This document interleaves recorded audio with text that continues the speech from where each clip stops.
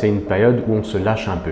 Et on a aussi le droit de se lâcher un petit peu, mais il y a quand même quelques précautions à prendre qui sont extrêmement importantes. Attention à l'excès d'alcool. Et surtout, on ne le répète jamais assez, quand on conduit, pas d'alcool. Et on voit ça très régulièrement entre Noël et Nouvel An. Beaucoup de gens faire une décompensation cardiaque parce qu'ils mangent beaucoup de fruits de mer qui contiennent beaucoup de sel.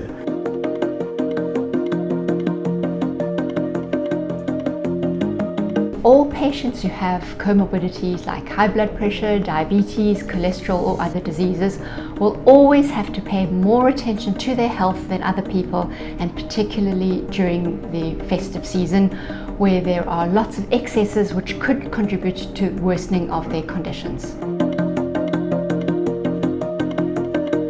Any alcohol can be harmful for you long term because tu n'as pensé que quand tu bois 5-6 unités par semaine, les cas protègent ou les qui mais ce qu'ils ne comprennent, c'est que si on boit l'alcool tous les jours, même un pint par jour, oui, il est capable de protéger les qui, mais seulement le risque de cancer et les autres maladies, il outweigh le risque de protection pour les qui.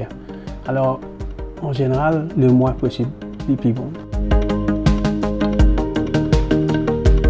Gueule de bois, qui vient du mot, pour les Français, la gueule qui est tellement sèche que c'est comme du bois. Donc c'est de là un peu que le mot vient. Et donc, la déshydratation est le facteur principal dans une gueule de bois. Comment l'éviter? C'est très simple, il faut ne pas boire d'alcool. Mais en période de fête, c'est difficile de ne rien boire. Donc, on va essayer d'aller dans la modération. Modération, c'est de boire environ un drink toutes les heures. Pas 5 drinks toutes les heures. Et donc, en buvant un drink toutes les heures, ça donne le temps au corps de gérer cet alcool. Bien sûr, ça aide aussi de s'hydrater. Donc, entre les drinks, de prendre un petit verre d'eau, ça va aider. Donc, les aliments à considérer qui sont bons, c'est les fruits et les légumes, les viandes légères, sans trop de gras, etc. Et bien sûr, boire beaucoup d'eau. Mais il faut aussi regarder les aliments qu'il faut faire attention. Alors déjà, il y a les féculents, surtout farineux, qu'il faut faire attention avec les bières parce que ça a tendance à donner beaucoup de gaz. Les épices, en plus du chocolat et des fritures qui ont tendance à augmenter les problèmes gastriques. Et en termes généraux, tout ce qui est féculent, les bons samoussas, gâteaux piment, les fritures diverses mauriciennes, caca pigeon, moulkou, farata, tout ça, ça a tendance, à nous gonfler un peu plus. Et deuxièmement, comme on sait trop bien, après les fêtes, on a beaucoup de poids à perdre. Mais c'est souvent à cause de ces aliments, parce qu'on en a un peu trop abusé. Pendant les fêtes, on mange un peu plus et parfois on mange un peu plus sucré, il y a les desserts, la bûche, etc.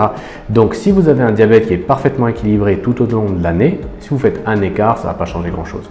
Par contre, si vous êtes sous insuline, vous pouvez considérer à augmenter votre dose, mais ça, il faut prendre avis avec votre médecin qui traite votre diabète.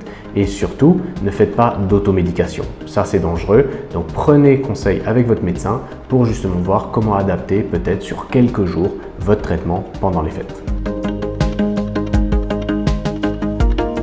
Too much excess during the periods of festivity. Ideally, one should maintain a balanced diet and exercise during the periods of festivity with 1 or 2 days of excess when there are parties.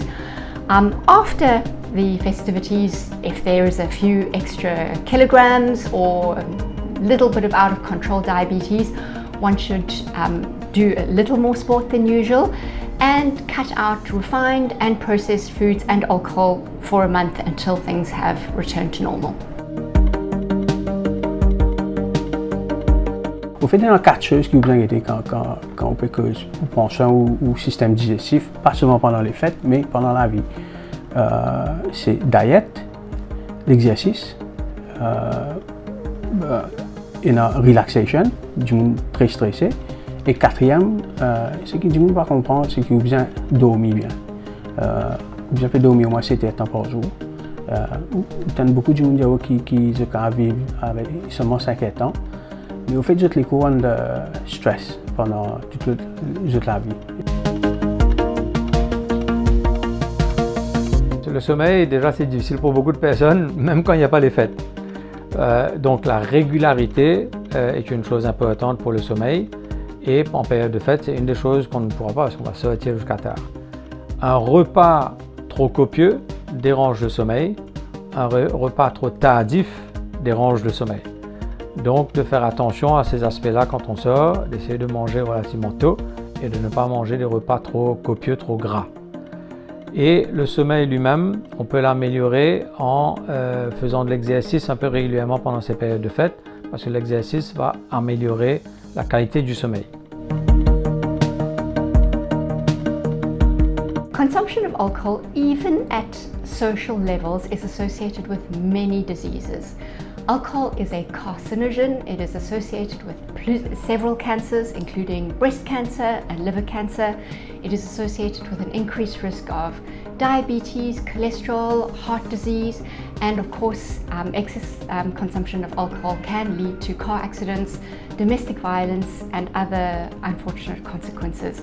I highly recommend that no one exceeds a reasonable consumption of alcohol, which is 1 unit of alcohol per day for women and 2 units of alcohol per day for men, with a couple of days alcohol-free per week, and not to do any binge drinking. This is a very important message over the festive season. CCare wishes you all the best over the festive season. Keep well, keep healthy, and keep safe. Et pour cette période de fin d'année, il me reste à vous souhaiter joyeux Noël, bonne année et surtout, bonne santé. CCare vous souhaite des joyeuses fêtes. À la prochaine.